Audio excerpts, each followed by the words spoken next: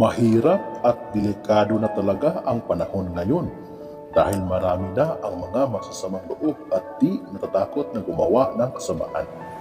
Kahit saan ka man magtungo ay wala ka talaga kasiguraduhan sa iyong sarili.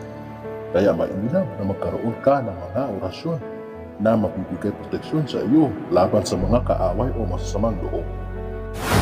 Pero bago ang lahat ng yan, kung bago ka pa lang sa channel na ito at gusto nyo ang mga ganitong usapin, ay inaanyayahan ko kayong pindutin ang subscribe button at ang bell icon nang sa ganon ay lagi kayong ma-update sa tuwing may bago tayong upload.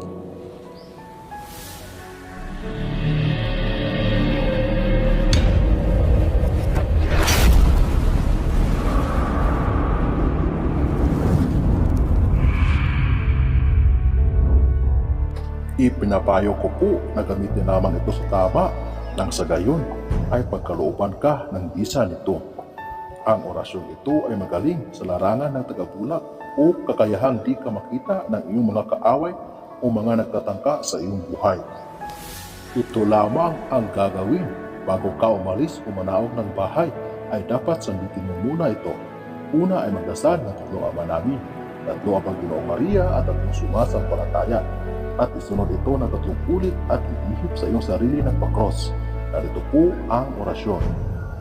Ahoom, bahiya, bumiyo, ay aye. Yan po ang ating orasyon. Huwag kaligtaang sabitin kapag ikaw ay aalis ng bahay.